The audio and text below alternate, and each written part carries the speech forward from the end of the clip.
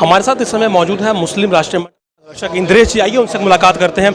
इंद्रेश जी, आपका बहुत बहुत स्वागत है जम्मू लिंक्स न्यूज़ में। सर, मेरा पहला सवाल है, धारा 370 की समाप्ति के बाद आपने क्या बदलाव देखा जम्मू कश्मीर में? ऐसा है कि जम्मू कश्मीर में पहला बदलाव देखा, जो अलग झंडा था वो अब बिल्डिंगों पर नहीं है।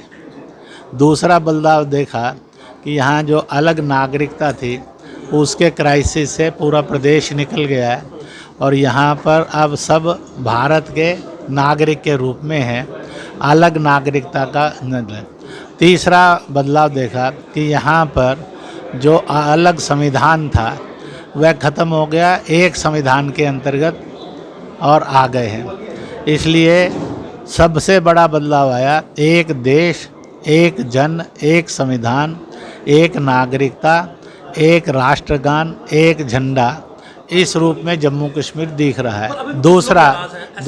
दूसरा एक और साफ दिख रहा है कि लद्दाख जो यूटी चाहता था फर्स्ट डे से, उसको मिल गई है और इसलिए एक नए लद्दाख का मॉडल दिखता है। क्योंकि मैं अगस्त मास में वहाँ था और लद्दाख को यूटी जिस दिन मिली उसको सेलिब्रेट करने में मैं वहाँ था, तो इसलिए they are feeling happy and proud कि उनकी ज़िंदगी का सपना साकार हुआ है।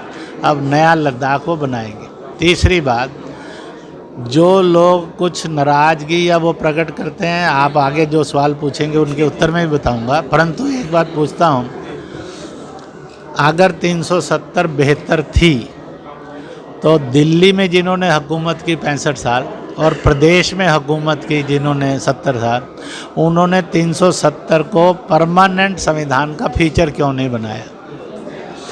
अगर पीओजे के पाकिस्तान के पास रहना चाहिए, यही उनका मानस था, तो फिर उन्होंने ये 24 कुर्सियां विधानसभा की और 6 विधान परिषद का रख कर किन को मूर्ख बनाया?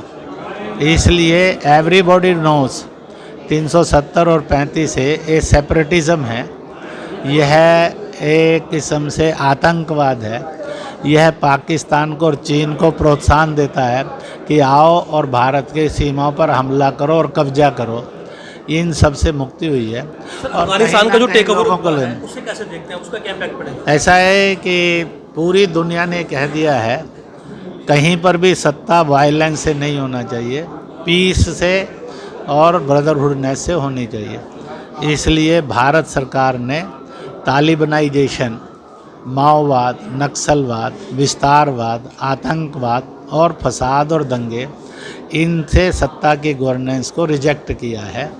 और मेरे देश भर के अंदर मुसलमानों ने कहा हम तालिबानाइजेशन वाला इस्लाम नहीं चाहते, हम शांति वाला, सलामती वाला, भाईचारे वाला इस्लाम चाहते हैं, जब जिसमें सबकी बेहतरी हो और सब मिलकर रहकर तरक्की की ओर बढ़ सके। मजहबी भाईचारे का आप नारा देते हैं, लेकिन कश्मीर में मंदिर तोड़े जा रहे हैं। आपको लगता है कि इस मजहबी भाईचारे को दोबारा से खतरे में डालने की कोशिश? ऐसा है, भारत एकमात्र देश ऐसा है जहाँ पर सब धर्मों और उपधर्मों को स्वीकार भी किया जाता है और सम्मान भी किया जाता है। इसके अतिरिक्त दुनिया का कोई देश नहीं है। इसलिए भारत की यह मानवता को नष्ट करने के लिए कुछ ऐसे मिस्चीवियस क्रिमिनल स्टाइल के भारत विरोधी ताकतें हैं, मानवता विरोधी ताकतें हैं, जो पूजा स्थलों को तोड़ना, धर्मांतरण करना, धार्मिक कट्टरता का उन्माद पैदा करना,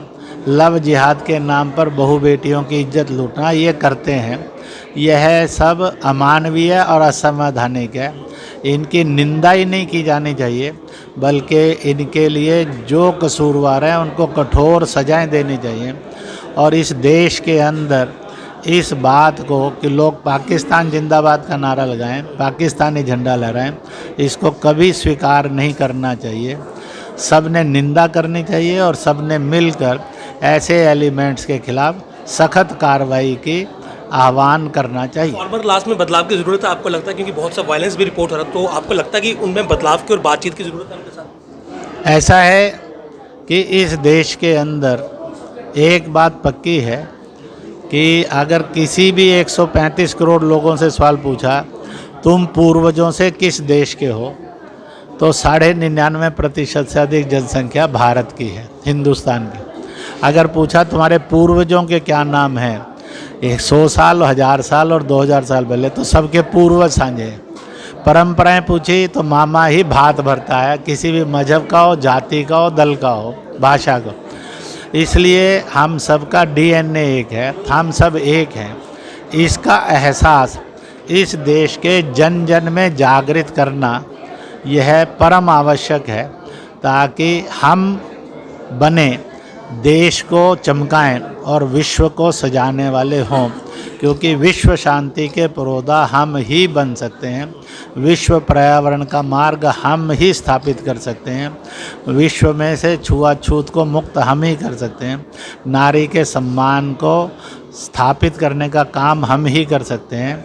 अभी 3 तलाक के विरुद्ध कानून बनाकर भारत सरकार ने 8.5 करोड़ से अधिक मुस्लिम महिलाओं का और सम्मान बढ़ाया, सुरक्षा बढ़ाई, नैतिकता के साथ उनको संरक्षण दिया। और इतना ही नहीं, 8.5 करोड़ जो मर्द थे गलत रास्ते पर जा रहे थे, इस्लाम से रास्ते से भी भटक रहे थे, संविधान के रास्ते, उनको भी सही रास्ते पर जाने का मार्ग दिखाया। इसलिए फार्मर्स आंदोलन देशव्यापी नहीं है। उन्होंने जितने आज तक अखिल भारतीय बंद किए, तो जनता ने उनके आसपास के राज्यों और शहरों में भी सहयोग नहीं किया। उन्होंने समझ लेना चाहिए, राजनीतिक दल उनको भड़का रहे हैं। भारत सरकार ने कहा है आप कोई भी नया प्रारूप लाइए, हम उस पर भी चर्चा करने के लिए जा रहे हैं। भारत सरकार ने आज तक किसान आंदोलन को सम्मान की दृष्टि से ही डील किया है, और इसलिए मैं उनको कहूँगा दे शुड कम फॉरवर्ड, वह पॉलिटिकल पार्टियों की ब्लैकमेलिंग से निकल जाएं और वो आएँ। अपने नए प्रारूप है तो नए, पुराना प्रारूप है तो पुराना, जिन पर सहमति हो गई है उनको घोषित करें, ये बातें सहमति की तय हो गई हैं। जिन पर सहमति नहीं है उसके लिए अल्टरनेटिव बताएं।